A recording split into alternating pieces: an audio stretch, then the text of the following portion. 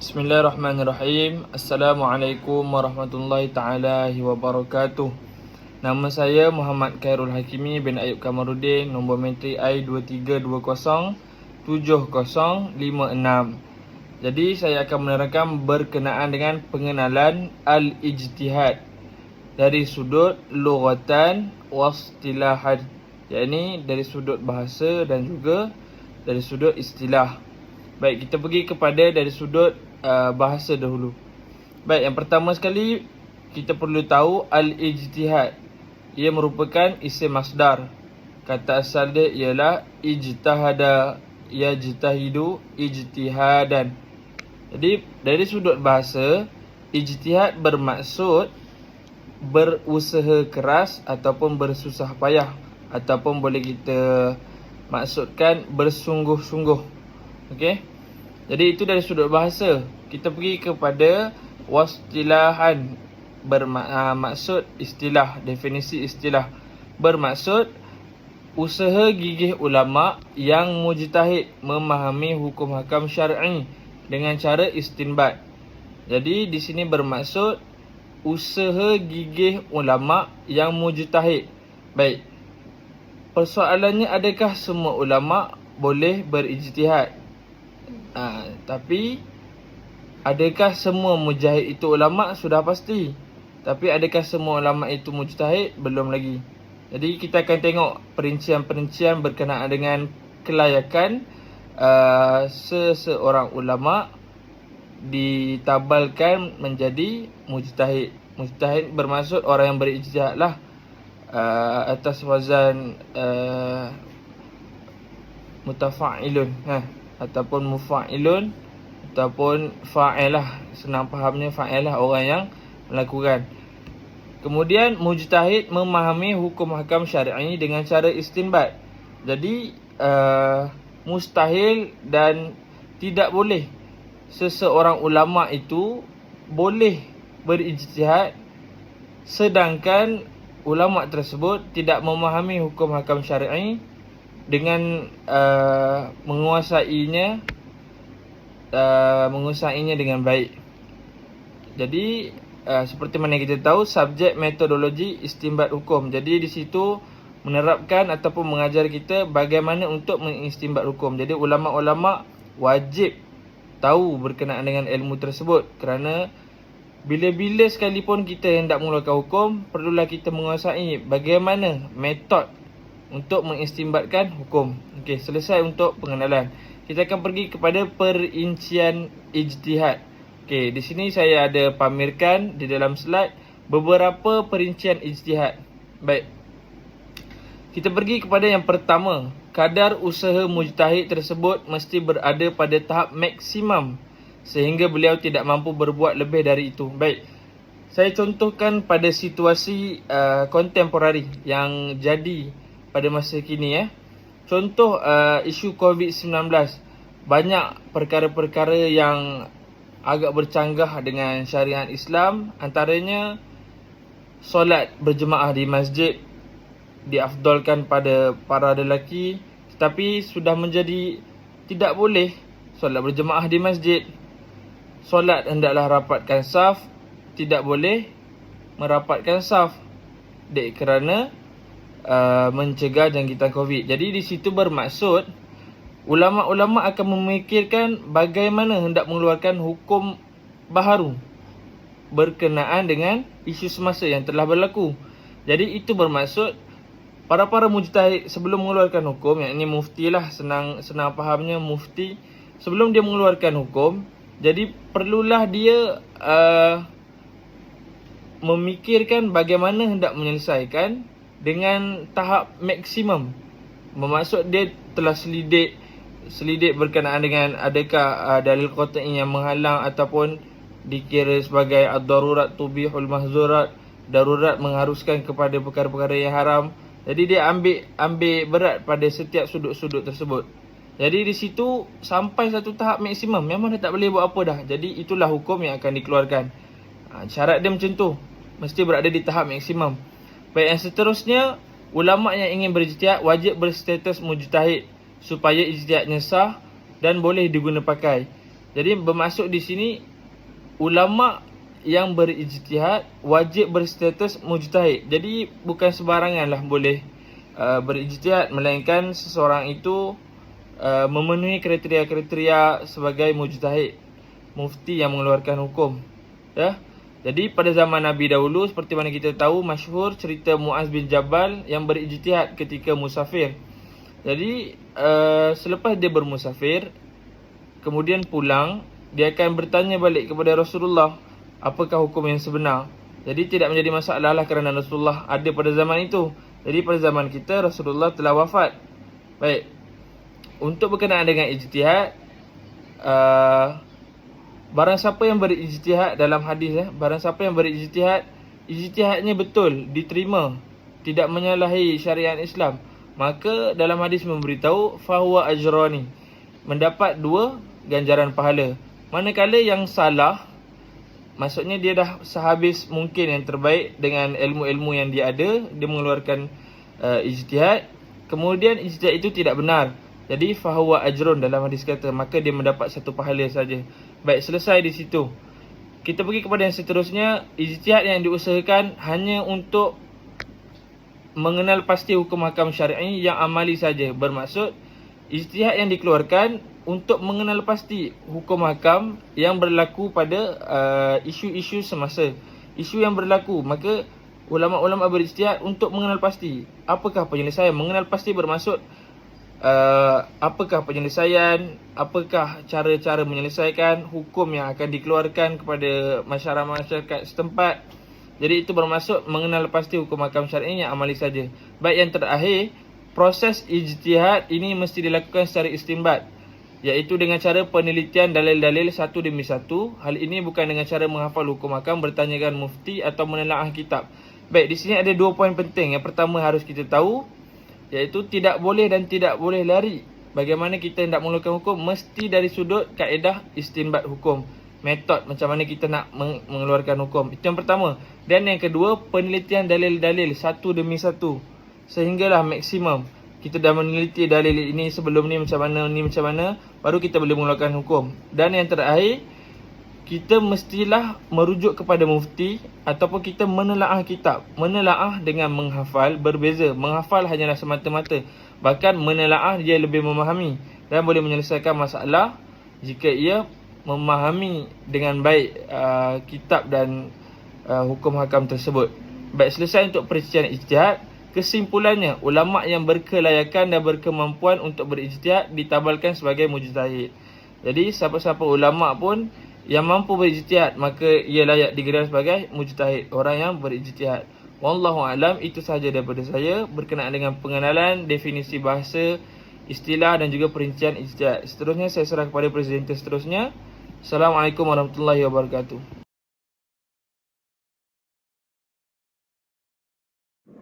Bismillahirrahmanirrahim. Assalamualaikum warahmatullahi wabarakatuh. Nama saya Muhammad Haris Imtiaz bin Muhammad Nizam, nombor metrik I232-07168. Baik, saya akan meneruskan pembentangan bagi tajuk ijtihad dan taklid dalam subtopik yang seterusnya, iaitu syarat-syarat ijtihad.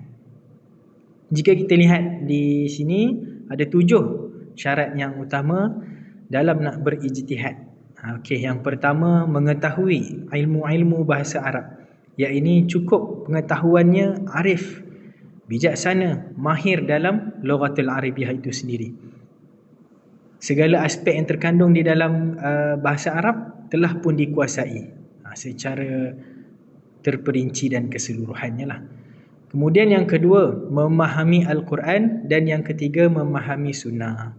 Jadi dalam menjadi seorang mujtahid perlulah kepada penghafalan Al-Quran dan hadis yang mantap, dan semuanya telah seolah-olah telah diprogramkan dalam kepala. Jadi semua ingat, clear, Quran dan hadis clear, maksudnya, tersurat dan tersiratnya, majaz, balaghah dan sebagainya itu clear, yang terkandung di dalam Al-Quran dan As-Sunnah. Kemudian yang keempat, menguasai ilmu usul al-fiqh. Jadi dalam menguasai usul al-fiqh ni, secara konseptualnya mahir. ilmu usul al-fiqh itu sendiri. Kemudian mengenal pasti masalah-masalah yang disepakati oleh ulama secara ijma'. Baik, di sini membawa maksud syarat-syarat nak berijtihad, mujtahid itu perlulah mengenal pasti, dapat kenal pasti masalah-masalah yang masyhur dan telah pun disepakati oleh jumhur ulama agar dapat memudahkan proses nak berijtihad.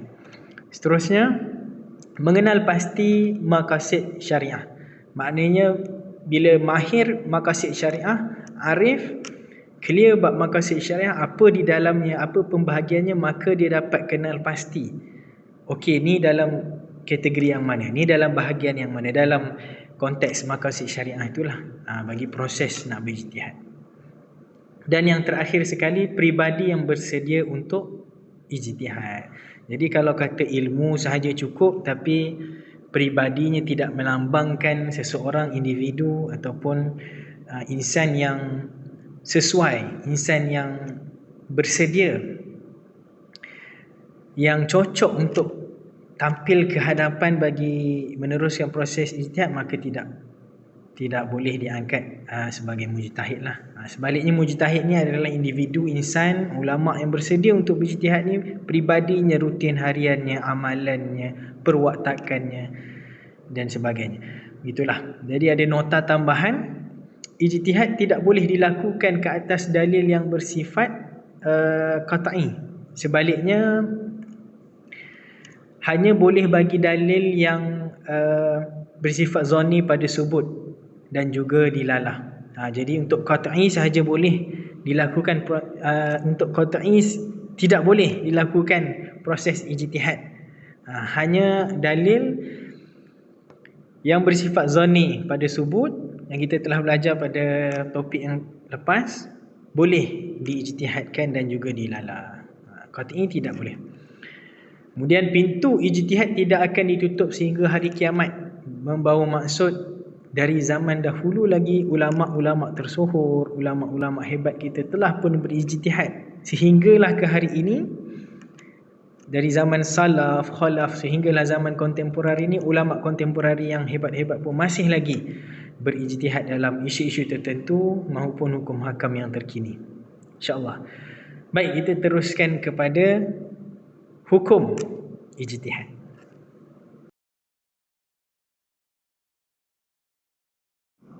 Baik, seterusnya kita pergi kepada hukum ijtihad. Ada dua hukum yang utama, iaitu yang pertama, wajib ke atas ulama yang sudah menjadi mujtahid. Jadi kepada ulama yang mujtahid, wajib ke atas diri mereka untuk berijtihad, tampil ke hadapan, selesaikan isu-isu hukum hakam dan berijtihad, melakukan proses ijtihad itu kerana wajib mereka ini adalah mujtahid. Adapun hukum yang kedua, haram ke atas ulama mujtahid jika mereka bertaklid kepada pandangan ulama yang lain.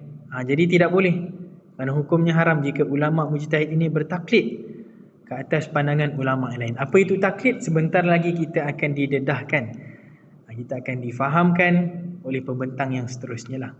Baik, nota tambahan di sini bagi hukum ijtihad. Ijtihad boleh berubah mengikut pemahaman mujtahid tersebut. Jadi ijtihad ini boleh berubah-ubah mengikut pemahaman mujtahid itu sendiri. Yang kedua, tidak boleh dibatalkan dengan ijtihad yang lain. Jadi ijtihad ni tidak boleh dibatalkan dengan ijtihad yang lain. Sebagai contoh di sini, dalam hal ehwal kehakiman maupun perkara-perkara yang melibatkan anggaran, tidak boleh dibatalkan. Setiap ijtihad itu ada standnya sendiri. Kemudian yang terakhir, proses ijtihad boleh dibahagikan mengikut kepakaran. Maknanya di sini ulama-ulama mujtahid ni ada kepakaran mereka tersendiri, ada bidang-bidangnya, ahlinya. Jadi kita serahkan, boleh dibahagikan proses ijtihad ini kepada ahli-ahlinya mengikut kepakaran. Maksudnya ulama mujtahid ni ramai, banyak. Jadi kepakaran itu ada masing-masing punya bidang. Adapun perkara ini telah menjadi kebiasaan dalam fiqh yang kontemporari lah, iaitu pada zaman moden kita ini. Wallahu alam, sekian, terima kasih. Assalamualaikum warahmatullahi wabarakatuh. Nama saya Muhammad Faridil Uwais bin Muhammad Sani. Nombor I2310614. Malam ni. Tak apa. Sekarang saya nak terangkan definisi taklid. Definisi taklid dari segi bahasa ialah meletak sesuatu di leher melingkunginya, iaitu yang boleh dikatakan qaladah atau kalung. Definisi taklid dari segi bahasa ialah Allahumma salli ala sayyidina Muhammad. Sesuatu istilah di mana seseorang itu melakukan satu amalan berdasarkan pendapat atau pandangan orang lain, di mana tidak memerlukan dalil penghujahannya untuk menuntut kepada peramalan tersebut. Di sini saya nak sentuh sedikit tentang hukum taklid. Iaitu menurut Imam Al-Baijuri dalam kitabnya yang bertajuk Hisyayah Al-Baijuri ala Jawharah At-Tauhid dalam muka surat 77 menerangkan bahawa para ulama berbeza pandangan mengenai status iman orang yang bertaklid. Terdapat 6 situasinya. Yang pertama, tidak sah iman bagi orang yang tidak sah iman orang yang bertaklid ni. Ini pandangan yang pertama ini menurut Imam As-Sanusi dalam Al-Kubra. Menurut pandangan yang kedua, memadai bagi bertaklid tapi berdosa jika seseorang memiliki kemampuan nazar atau tidak. Nazar di sini saya nak terangkan sedikit bahawa nazar ialah pemerhatian untuk membezakan antara perkara yang batil dan yang benar. Maksudnya dalam taklid ni penting nazar ni. Okey. Masuk kepada pandangan yang ketiga pula, memadai iman bagi orang yang bertaklid ni tetapi berdosa sekiranya dia mampu nazar, dan sekiranya dia tidak mampu maka tidak berdosa ke atasnya. Menurut pandangan yang keempat pula, iaitu sah iman orang yang bertaklid mengikut mengikut Al-Quran dan As-Sunnah semata-mata, kerana mereka mengikut qat'i, sumber agama yang utama. Barang siapa yang mengikuti selain daripada dua sumber utama agama tu, maka tidak sah kerana takut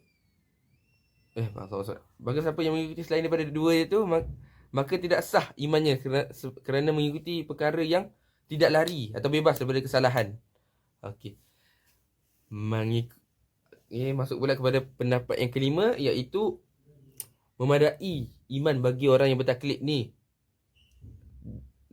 sekiranya dia tidak nazar sekalipun, kerana nazar mengikut pandangan yang kelima ni merupakan syarat kesempurnaan. Maka bagi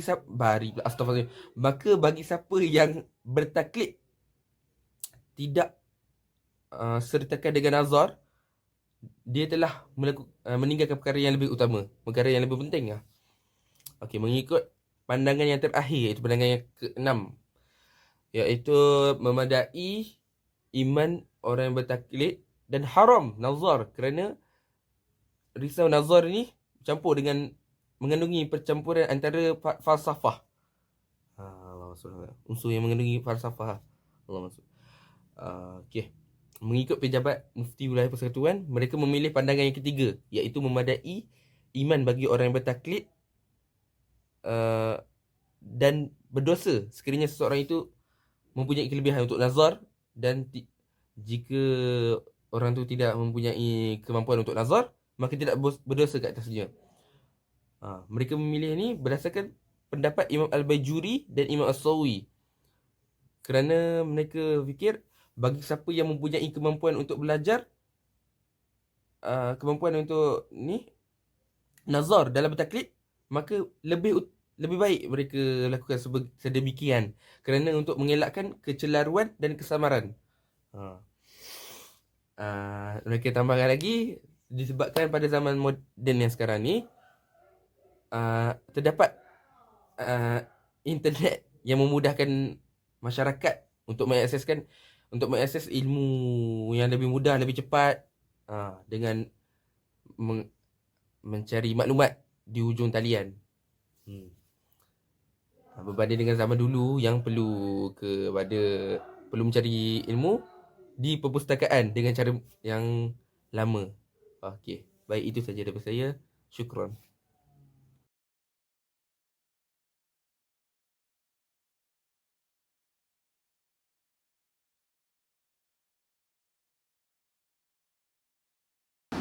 Bismillahirrahmanirrahim. Assalamualaikum warahmatullahi wabarakatuh.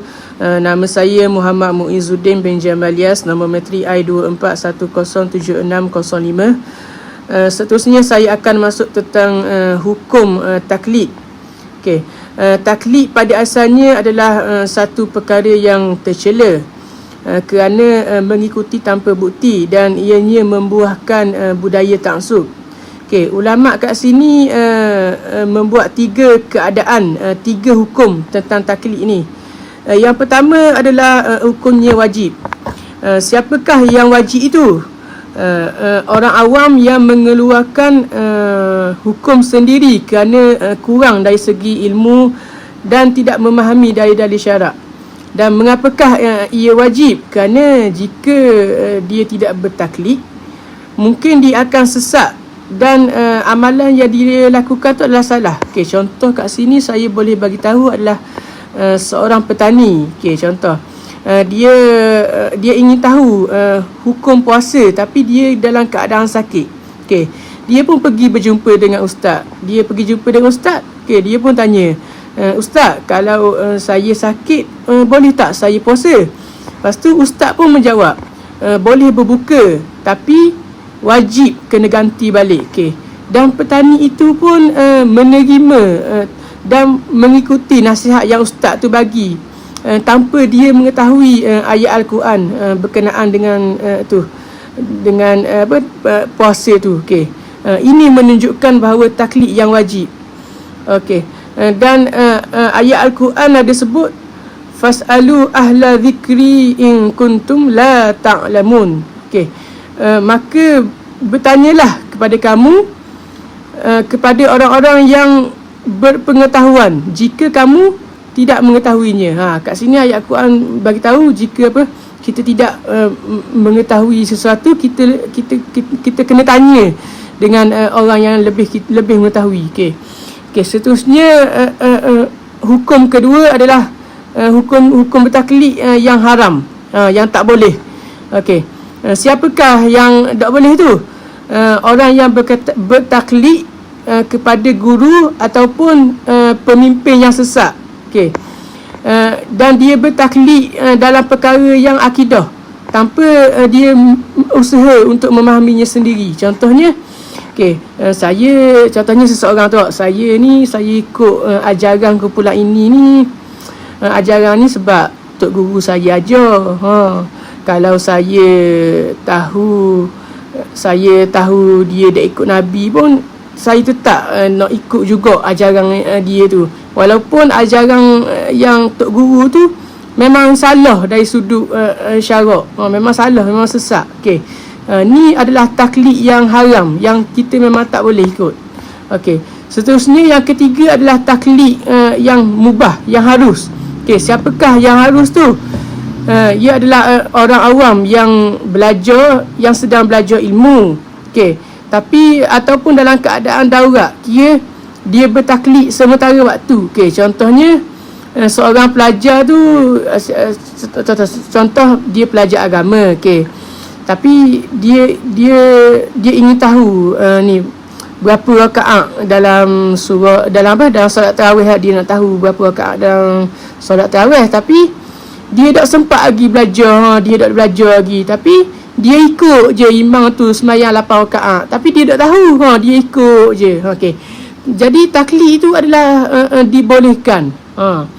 Kerana dia mengikuti ulama sambil dia belajar. Faham tak? Kira macam apa? Dia mengikuti ulama tu yang dipercayai. Okay, dia percaya cakap ulama tu dan dalam masa sama dia belajar. Okey, tu je daripada saya. Sekian, terima kasih.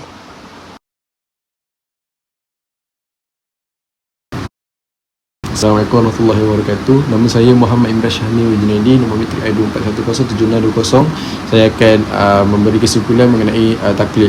Seperti yang kita tahu, taklid ini merupakan pandangan ataupun fatwa seseorang tidak mengikut dalil ataupun tanpa mengetahui dalilnya.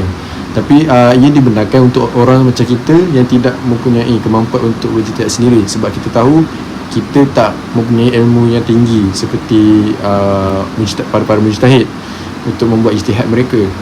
Untuk maafkan saya untuk ijtihad, tapi demi menjaga kestabilan dan kefahaman agama, taklid ini merupakan tindakan mengikut pandangan ataupun fatwa ulama. Jadi kat sini apa yang perlu kita memberi perhatian merupakan kita wajib juga menghormati para ulama dan para ulama mujtahid dan mendoakan segala apa yang mereka buat apa yang mereka buat untuk agama kita mendapat pahala, baik ataupun sekiranya salah ijtihadnya, kita mendoakan agar dia diampunkan dosa-dosanya. Jadi taklid ini juga ia merupakan tindakan mengikut fatwa ataupun pandangan secara terperinci, tapi ia dibenarkan dalam Islam. Okey. Yang seterusnya saya ingin memberitahu bahawa wajib ke atas setiap pengikut mazhab seperti kita mazhab Syafi'i. Jadi kita wajib untuk ikut mazhab Syafi'i agar tidak rasa taksub ataupun was-was, ataupun kita perlu berlampah dada dalam perkara khilaf, seperti kita macam kita khilaf dalam sesuatu benda yang kita tak tahu, kita khilaf. Jadi kita macam mazhab Syafi'i dah bagi tahu apa yang boleh, ini boleh ke, ini tak boleh ke, ini tak boleh, kenapa, sebab apa. Jadi kita kena hindar sifat taksub dan sentiasa berlampah dada dalam perkara khilaf, kerana tiada mazhab yang lebih sahih daripada yang lain. Kiranya kita mengikut mazhab Syafi'i, jadi mazhab Syafi'i ini sahih untuk kita percaya dan kita berpegang kepadanya. Seterusnya kita juga perlu wajib mentaati perintah Allah, apa yang Rasulullah sallallahu alaihi wasallam bersabda. Allah suruh kita berpuasa, Rasulullah suruh kita berpuasa, jadi kita kena ikut kerana berpuasa ini rukun Islam, tak semestinya berpuasa. Ada je perintah-perintah Allah dan Rasulullah, kita kena ikut. Jadi taklid, saya berbalik kepada taklid, tapi ini juga memainkan peranan yang sangat penting dalam kehidupan kita, dalam agama kita, untuk memastikan umat Islam dapat mengamalkan ajaran agama Islam dengan lebih baik dan teratur. Okey. Seterusnya syariat Islam juga, syariat Islam hanya terdiri daripada nas Al-Quran dan Sunnah sahaja, dan nas Al-Quran dan nas Rasulullah sahaja. Jadi oleh itu ia lebih jauh, lebih luas daripada mazhab-mazhab lain, dan tidak sesekali mazhab menjadi hujah ke atasnya. Maksudnya kat sini hujah, maafkan saya, mazhab Syafi'i paling atas sekali. Jadi tiada mazhab-mazhab lain yang boleh duduk atas dia, sebab mazhab Syafi'i banyak kepada nas Al-Quran dan Sunnah. Jadi kita kena wajib ikut dan kita perlu mentaati. Macam saya cakap tadi, kita perlu mentaati apa yang Allah suruh, apa yang Nabi Muhammad suruh, so kita kena ikut. Okey. Namun taklid tidak juga seharus menghalang usaha untuk ilmu atau melakukan kebaikan, tapi kita lebih mengutamakan para mujtahid yang melakukan ijtihad, itu lebih baik sebenarnya. Okey. Jadi akhir kata, saya telah memberi kesimpulan mengenai taklid dan sedikit penerangan mengenai ijtihad. Okey, sampai itu, saya rasa sampai situ saja. Okey, terima kasih. Assalamualaikum.